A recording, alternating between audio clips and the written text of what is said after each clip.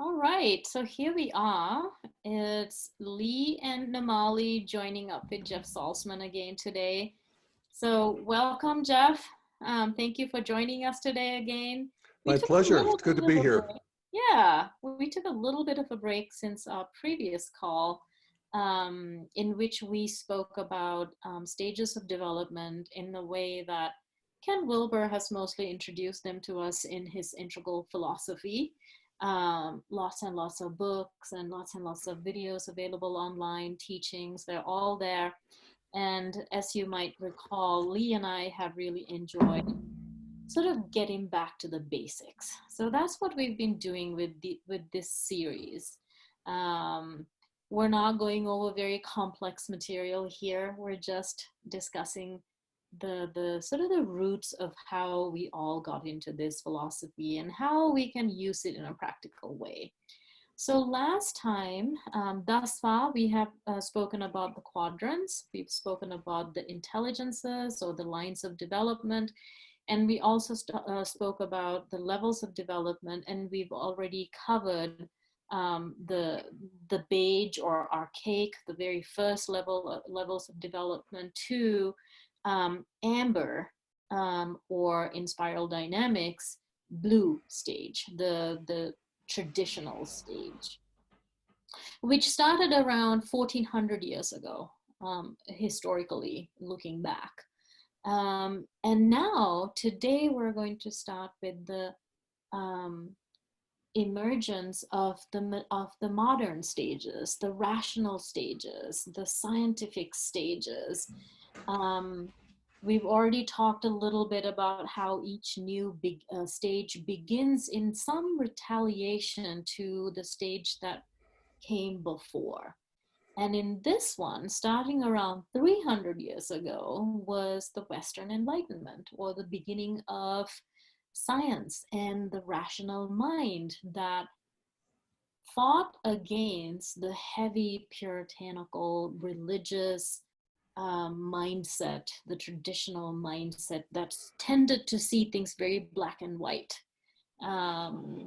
And punishing, kind of morally punishing in some ways. In retaliation to that, a natural next stage happens to be when people are valuing a sense of freedom and liberation from thinking for oneself. So this stage is referred to as in spiral dynamics and in Ken Wilber's integral philosophy model as well, known as the orange modern rational stage. So we'd love to hear you speak about that a little more, Jeff, perhaps speaking about how you see it in today's world, throughout history, how it's impacting our world of economy and science and education and disease and, all of it. And right now, by the way, we're speaking also at the time of the coronavirus going crazy right Yeah, now. Yeah. yeah, yeah. And actually, just to start there, I mean, we are concerned about it and all that, but one of the things that we can also see is this world intelligence that is knitting itself and investigating, and all hands on deck. And this amazing, it's actually modern and postmodern. It's modern in the sense that these are scientists, and it's postmodern in the sense that they're all knitted together in this global brain. And so this is what that virus is up against. And we'll see, how the horse race goes here. But that is some of what is just radically new that comes out of traditionalism that's farming based, pre-industrial, in a sense, pre-rational. And there's still parts of all of us that have that heart. And that's, that traditional stage still stays with us. And actually, at Integral, we want to have a healthy sort of traditional God and country attitude that's liberated. But and that's really the biggest thing. If we think of moving into these new stages of development in terms of first person, second person, and third person, that's a nice, neat back pocket way of thinking about it. In first person, I'm liberated from um, having to be faithful and obedient. You know, it's like God is, I lose my religion, basically. And a lot of us did. We can see this in our own individual development as well as the, you know, all of humanity. At some point, you'd have enough science classes and start reading about evolution, and the whole edifice crumbles. Now, unfortunately, we throw a lot of the baby out with the bathwater. And, you know, I remember going from, you know, Christian camper of the week to being a rabid Ayn Rand atheist in about 2 years, you know, between 14 and 16. And it's still, you know, you sort of muddle your way through, but that's both the upside. I'm liberated. I have a new world. The world I can understand in my terms. I can investigate. I can analyze. I can use logic. I can read far and wide, but I've lost my religion. And there's an alienation. There's a sense of being alone in a meaningless universe that comes online in modernity that is also new and not so great. So that's the first person, just in broad terms, and the healthy and unhealthy. In second person, I'm no longer tied to my family nearly as much as I was before. I mean, before, if you left the family, you left the clan, you were, you know, disowned, you were nobody. And now I want to leave home. And there's a whole big world out there, and I gotta be me. You know, who else could I be but who I am, you know, and that sort of thing. Be the best I can be. And that's the same for you. You be you, you know. So all of a sudden, we're not, all those ties, those, that loosh, that liquid space where family had a claim on you, you're free of that, you know. And I think you can see that that's the upside and that's the downside. You know, so once again, we're left bereft.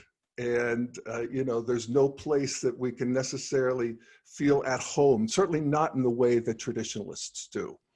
And we can see that in our culture that, you know, I talk about there's the time when you want to leave home. Well, for, you know, a lot of people, you know, maybe 30, 40%, they actually don't want to leave home. You know, they actually want to stay with home and hearth. That's the most important thing for them. And they want the family around them. And so we have this culture now where we have so many stages online at the same time, and they just don't get each other. You know, they also sort of push off each other, just as, you know, I did as a teenager. As we grow through, we sort of demonize where we're coming from and, you know, glorify where we're going, and welcome to evolution. So that's sort of that second person space. And also, I don't feel seen and loved by a God anymore. So second person spirituality is gone. You know, it's all, you know, maybe the awe of the universe. Okay, and that's not nothing, but it's not like being seen and loved by God. You know, so that's the upside and downside, first, second person. The third person is what rationality does to the world at large. It creates, you know, what Daniel Dennett called the spectacularly tangible results of modernity. So this whole skyscrapers and the ships and the whole, you know, tripled lifespans, what we think of as the indoors, you know, no toothaches, no lice. And I'm talking in the modern world. Now, there's still parts of the world that are pre-modern and still suffer all of those things. But the fruits of the modern world are stunning. It's hard to even you know, overstate that. So that's, you know, I guess that's the upside. It's nice to not have lice and toothaches and have all we want to eat. The sort of downside is we have all we want to eat. You know, so all of a sudden, you know, the problem's obesity. And can you imagine such a thing in human history? I mean, again, our modern age would be seen as heaven, paradise to pre-modern people in terms of what we actually have. But then there's the environmental degradation. There's the factory farming of meat where there's just no sense of the sentience of the animal. That there actually was in earlier stages. I mean, it wasn't so great being a farm animal in traditionalism, but there's something uniquely soulless about the meat industry now. And so, you know, there's the ugliness of industrialization. So, you know, pollution, climate change, the oceans, all of that. This is the downside. And so that's a look at orange, a quick look at orange. Shall we stop and you guys want to reflect a little as well? Yes, absolutely. I was thinking of an orange hero and an orange villain. And for me, I would say that Elon Musk is a sort of an orange hero, given the fact that he's built up a number of multi-million or billion-dollar companies. Lee, he's the first person to become a billionaire in 4 different industries. Wow. Okay, well. So there you go. Well, that is, I think, a heroic feat within the orange realm. And of course, he has his own sort of space flight organization, SpaceX. And on the other hand, of course, I was thinking about the villain of Orange, or one of the villains of Orange, as the DuPont chemical organization. And recently there was a film called Dark Waters, which came out about pollution indeed, and people and animals being poisoned by runoff from the DuPont organization, and that it was known within the company, and that people suffered birth defects and things like that. So the motive to gain profit and to sort of pursue infinite wealth was greater than the sort of ethics or the compassion for living beings. Yeah, I think that's well done, and we can see that in art. You know how actually a lot of, we're going to maybe get ahead of ourselves with postmodernity, but a lot of art, movies, television demonize that greedy capitalist, you know, and so that's a reaction to that. But, you know, absolutely right on. Namali, what do you see? I also see the sort of the orange modernity emergence in teenagers as sort of the first, not really the first time, but it's almost like a lot of teenagers go through that stage where you don't tell me what to do. I am kind of coming into my own sense of being, and I'm going to make up my own mind about what I want to do and how I want to go about, you know, who I want to date, or that sense of self-authoring mind is really emerging here. Yeah. I'm also wondering, what is the difference? There's a lot of power in this orange meme of kind of taking hold of your own life kind of thing, which also happens in red. So now we're beginning to see these patterns as we move through stage to stage. There's a tribal, communal feeling in purple, magenta, and then breaking away from it to become more into oneself happens in red. You see the same kind of shift happening from amber blue move to orange, where amber blue had that communal, traditional, we stick together, to I'm not going to stick with you. I'm going to actually separate out of here. I'm going to create my own world here for a bit. How would you describe the difference of flavor and the center of gravity between red and orange? Because I like to also talk about something that I've heard Don Beck say, and when you study the stages, you can actually see that. When you skip a stage, the values resemble a little bit. So the value for community in purple, magenta, blue, amber, and then, you know, we'll see in green again. Mm-hmm. They tend to, and then in the interval stages in turquoise, they tend to resemble somewhat, but still with a very different, unique flavor to the stage. Yeah. So in that way, how might you describe the red-orange contrast? Yeah. Well, just to sort of visualize the dynamics, I'm visualizing it as you're talking. There is a polarity, just an enduring polarity between communal, being sort of embedded with other people, and individual, and I'm just me, myself, and I. And so that's always happening. And then what is also happening is our consciousness is growing. So we have a spiral.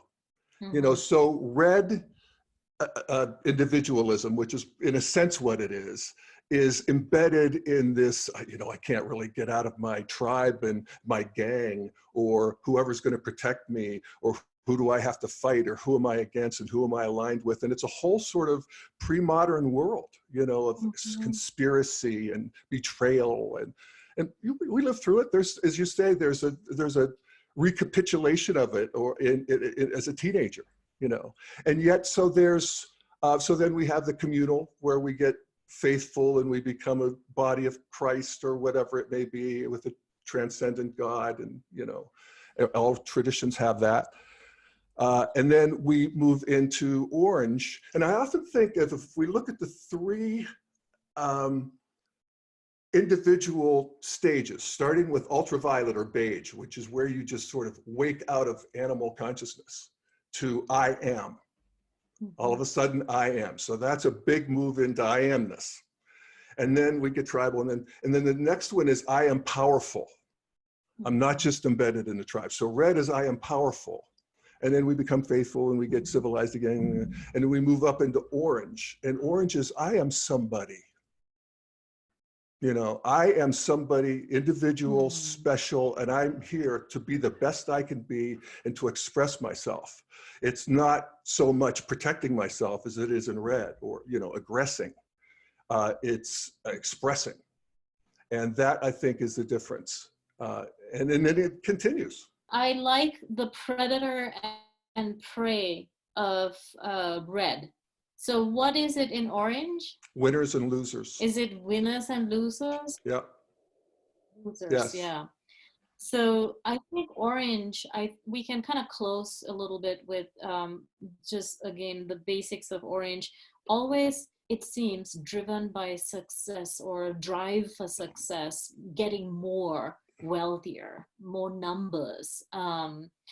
The world of big data right now is money. Is all about money. Yeah, money, and gathering more.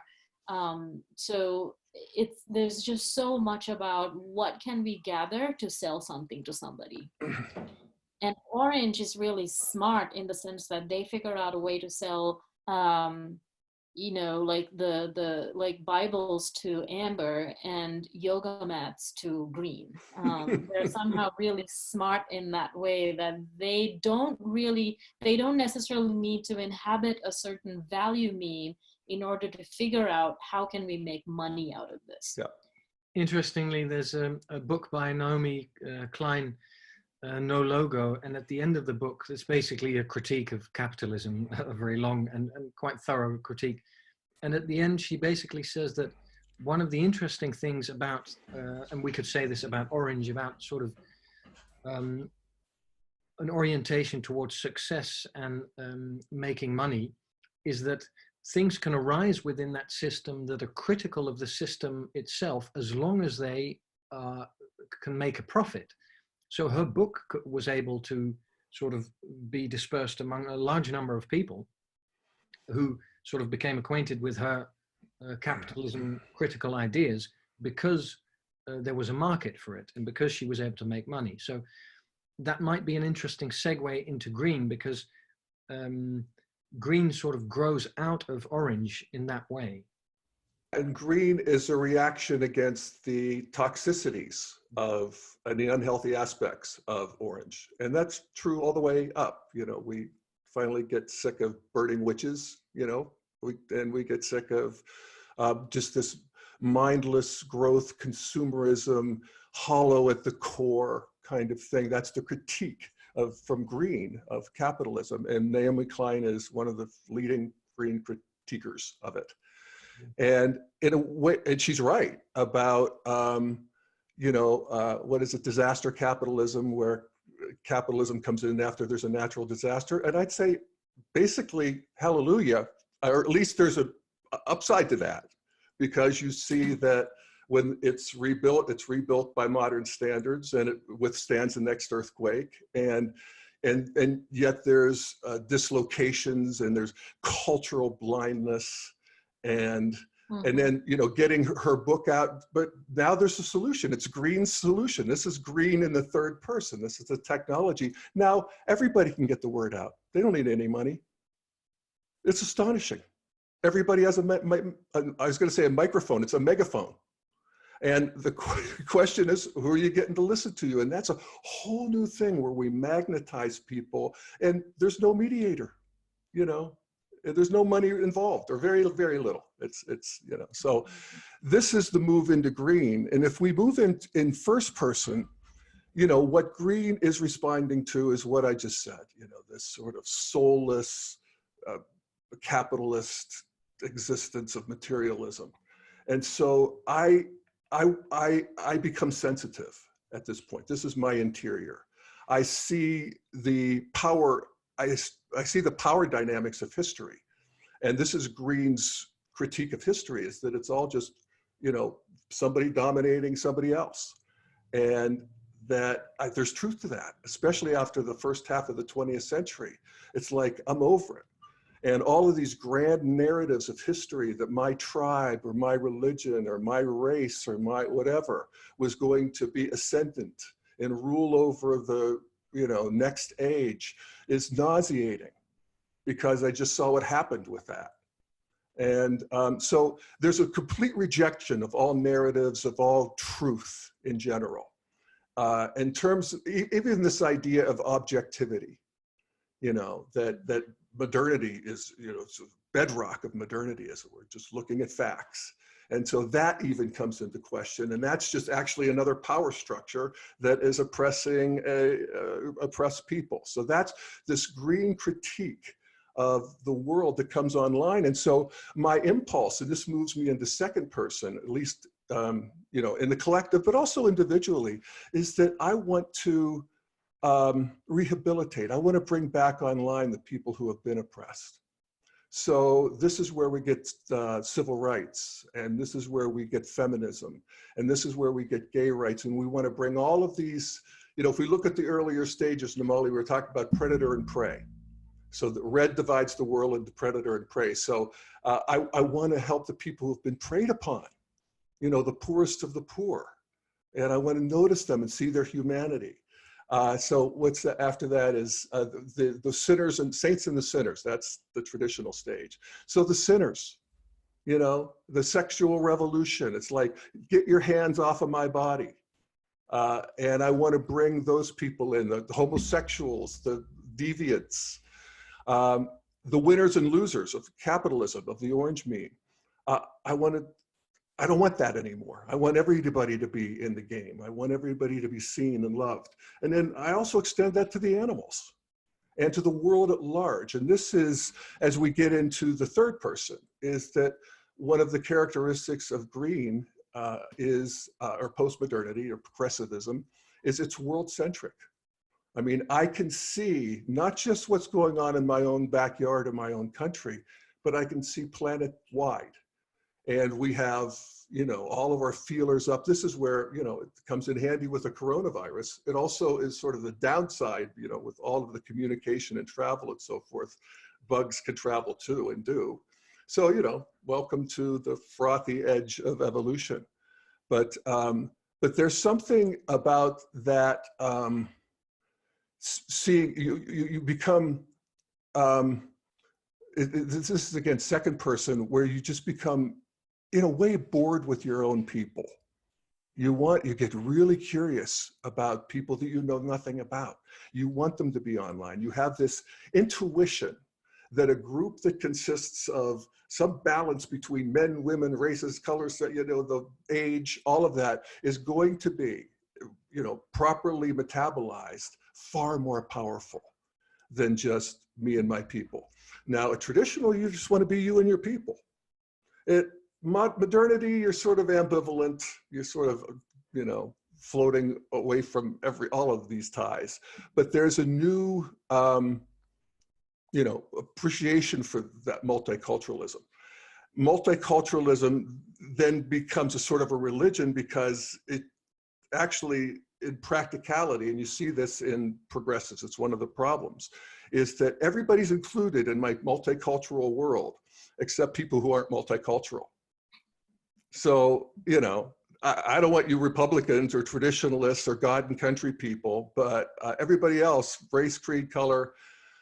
So, you know, this is part of the culture war that we see all around us, particularly in the developed world, between this new stage of development that's not that old, you know, 100 years, you know, you could go back to Oscar Wilde and maybe Mark Twain and some of these early thinkers in these ways, but really came online in the 60s with the sexual revolution and ecology, civil rights, all of that stuff. This is a whole new worldview that we have to contend with. It didn't exist before.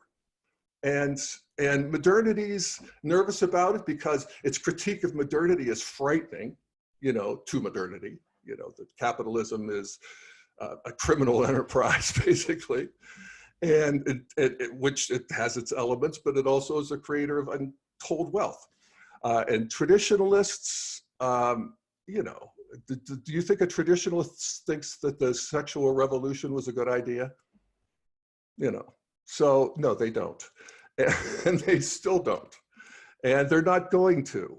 But again, welcome to the culture wars. At Integral, we want to see the best of all of these and move forward in a way that has, you know, even more God and country in a way, in a sense that we've realized this world is enchanted. We do have a myth that works. It's called evolution. It's called the Big Bang. It's like nothing turned into something and here we are. You know, can we like build a spiritual path around that? I think so. Yeah, green is the last of what we refer to as the first year memes, first year stages. And one thing that is indicative of a first year stage is that there's an inability to see that others are in their own worldview and they get to be there.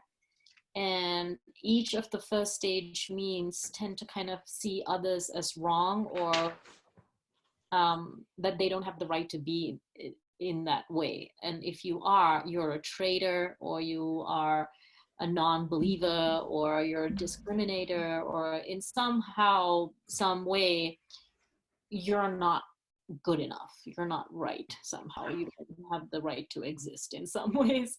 So green, I think, has this complex shadow that always fascinates me, which is that they're all about sensitivity and love and connection, which is really a beautiful thing of the green meme.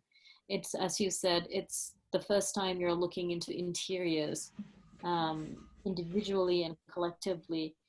And somehow there is this really strange disconnect that we are not about hierarchies. This is the main thing of green and the postmodern stages, is this backlash against hierarchies.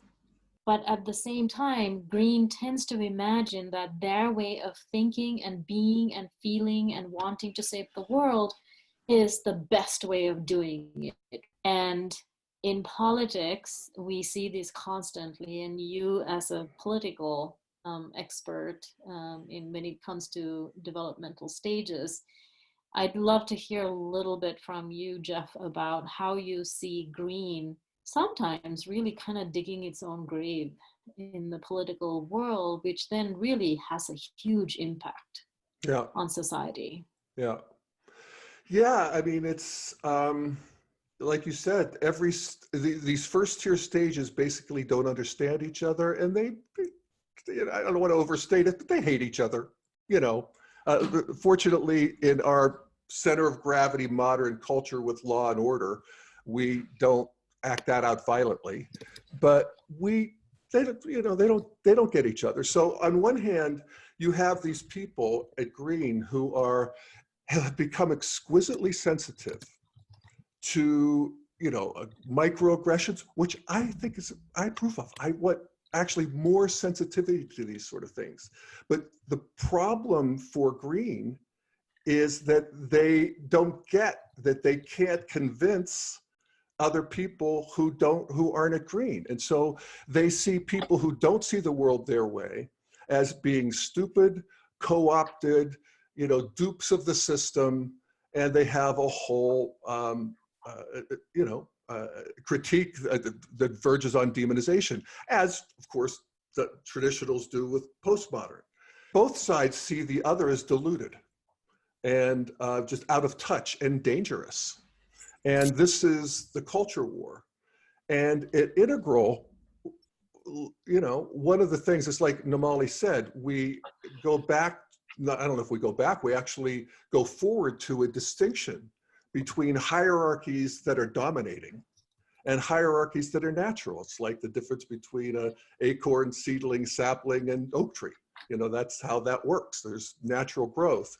And one of the realizations of Integral, and this in the first person, is you see evolution. You not only see evolution in the exteriors, that is in terms of cells and biology, which is actually very well seen at Orange and modernity, but you see the interior evolution. So the evolution of these stages of consciousness. And we see that every child goes through it. It's well mapped in childhood, stage development, but it also continues into adulthood, slower in certain ways, but very distinct. And then we can also, most importantly, see it in history.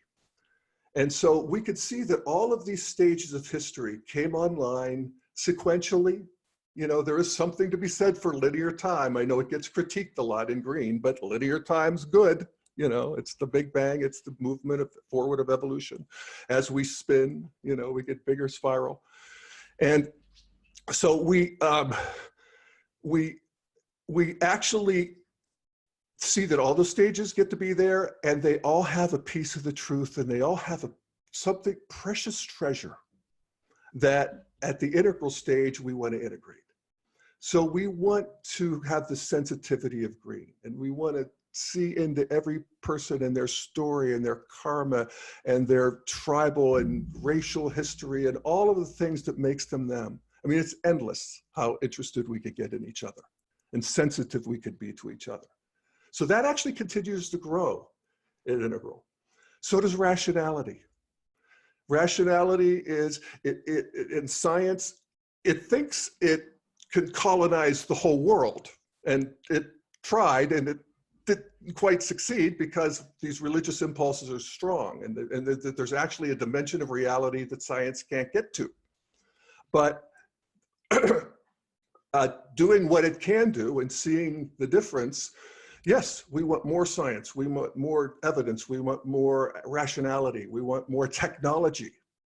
And we want that technology to be more world-centric and more sustainable, not just growth-oriented, and all of the things that we can, this is this new integration.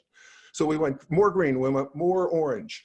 And we also want more traditional. We want more sense of who's my family, who actually does have a claim over me? Who am I responsible for?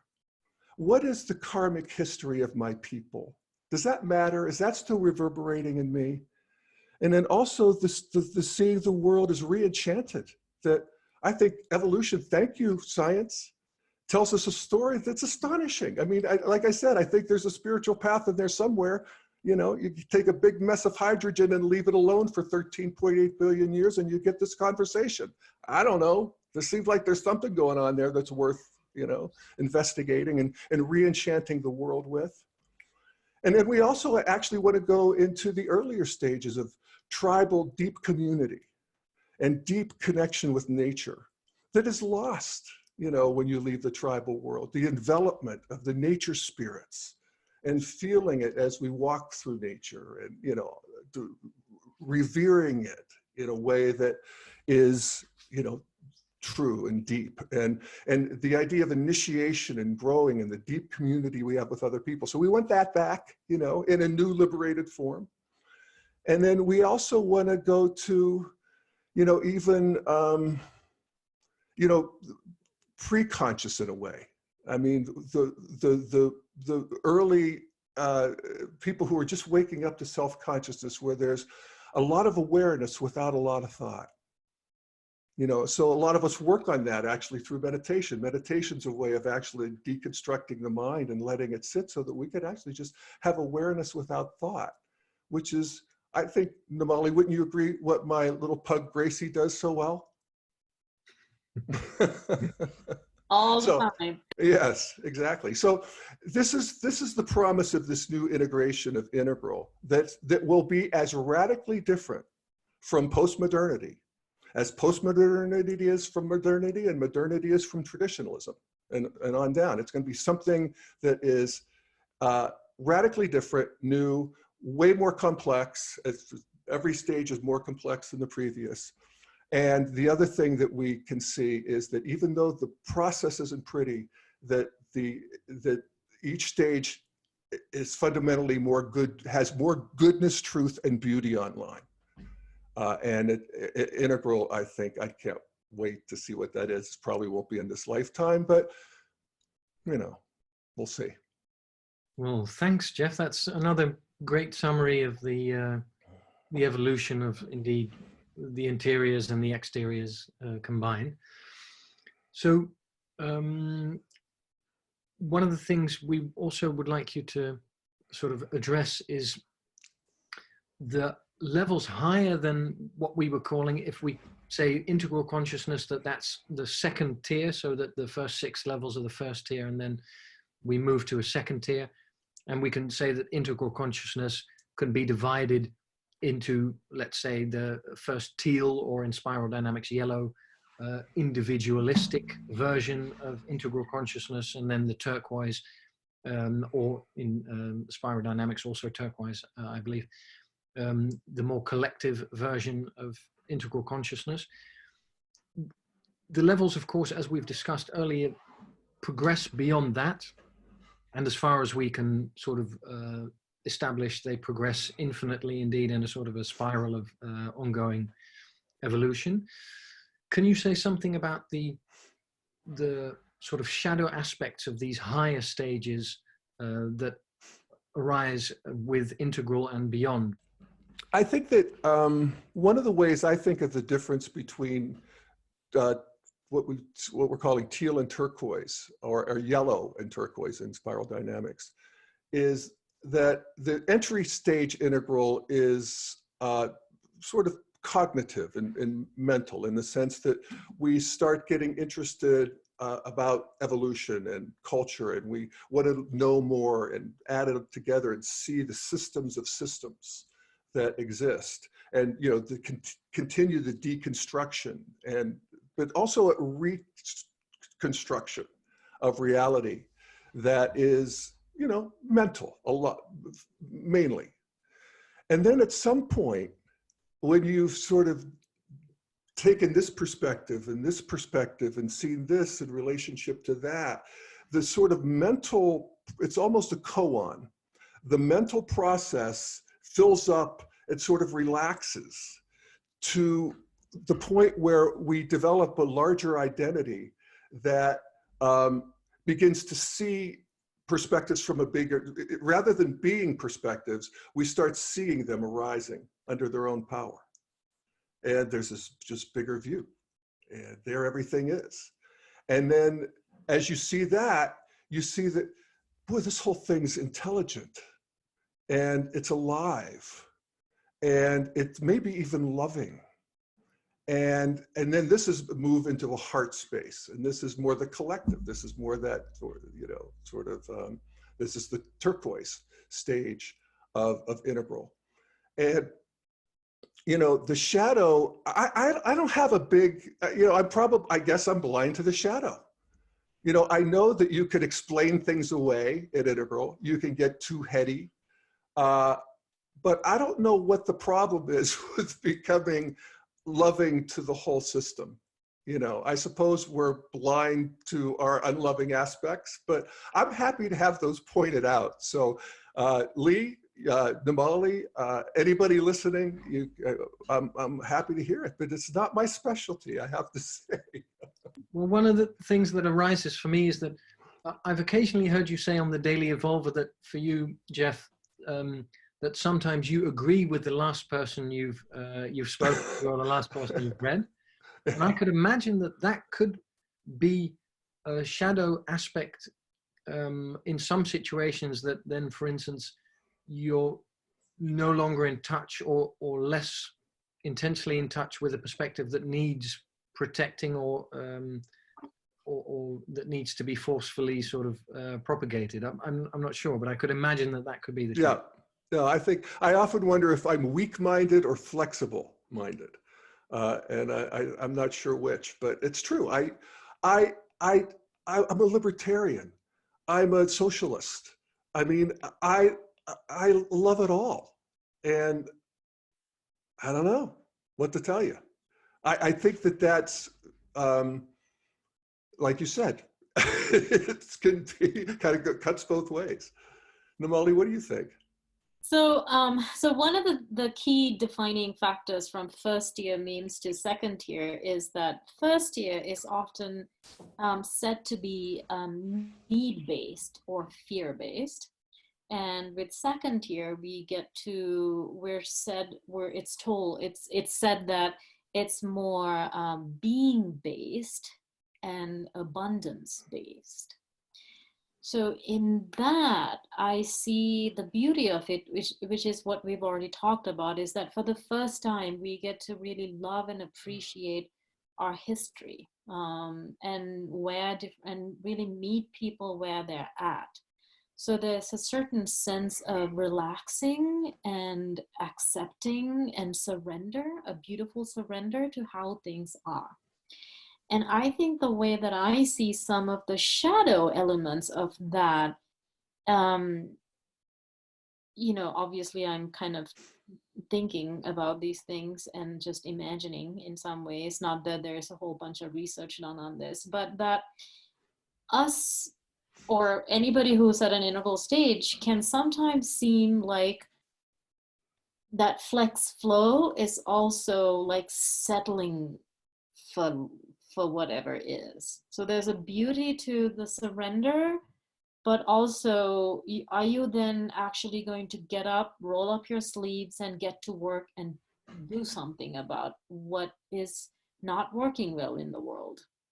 We can, it's sort of like when you first learn about non-duality or something, there's a great release in that you can actually just accept the world as it is.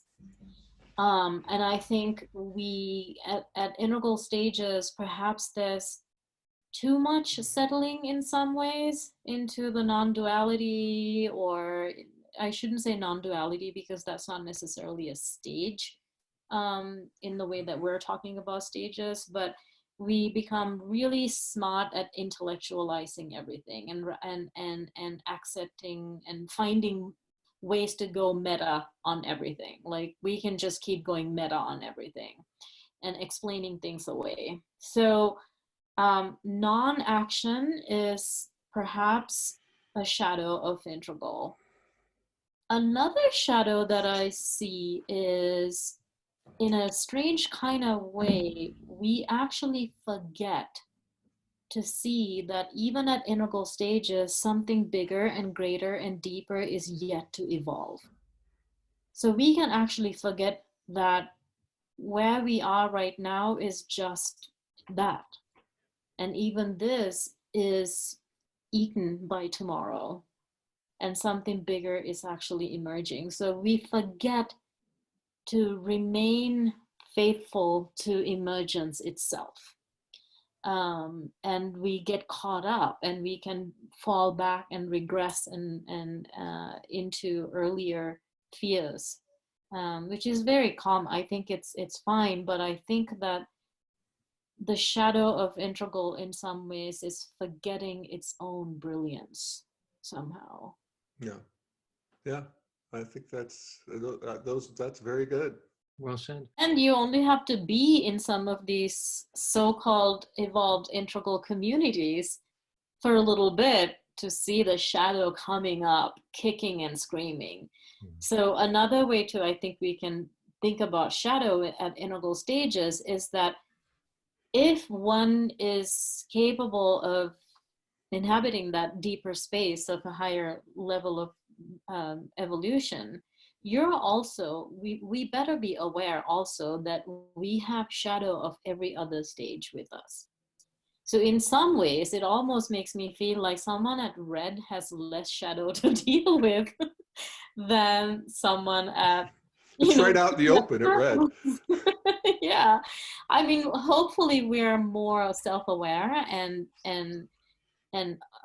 educated and enough to take care of, get therapy or get into a group of practitioners and be in a community that supports each other and all of that. But it is likely that there is both complexity and simplicity, and there's more of it the more we evolve. Yeah. There's certainly more loneliness and isolation that we can feel at the higher stages, and that can have very greater ripple effects. Finding partnerships and communities becomes infinitely a little bit more harder, I think, because we're now much more thinly spread out around the globe. And so there can also be a very human vulnerability and despair that we feel at Integral, a deep isolation. And so continuing to tap into seeking in our own way that amber blue community. A lot of us can, at Integral stages, for example, we are doing this Integral incubator, and we've done many before also, is in many ways about reconnecting with the orange line of success and committing to a project that you want to really work on, and how do you make money from that and become successful at that. However, we get to define what success is at Integral, which is really wonderful. But we do that, a shadow, at the expense of deconstructing it also, what these traditional meanings are to what has given us meaning in our life. Yep. So, yeah. So I think just to kind of wrap up just very briefly, Integral is postmodern. In other words, we've kind of gone beyond the postmodernity of green. We have a little bit more liberation in the more perspectives that we can take at this stage. There's a deep love and connection to all of who we are, the different aspects of who we are and what we have perhaps left behind. We have a deeper insight into how we can integrate what we have left behind in an unhealthy way. We have a greater appreciation for practice as well. Because of the shadow of Integral being intellectual in some ways, I think with deepening into turquoise, perhaps, you realize you actually have to now enter the world, and the world of heart and community and practice. So yeah, this is really cool. I'll Yeah, kind of wonderful. Yeah. Absolutely. So for everyone watching, very briefly to summarize, we went through the orange, green, and then the teal or yellow, and then turquoise in the higher stages of the both the integral model and spiral dynamics. And we discussed the shadow aspects of all of these levels, their healthy and unhealthy expressions. And next call, we'll be speaking either about the states or the types, the two remaining elements of the integral model that we are yet to discuss. Wonderful. Look forward to it. Excellent. Thank you very much. Thank you, Jeff. Thank you, Nomali. Thank you, everybody. Thanks. Bye. Bye-bye.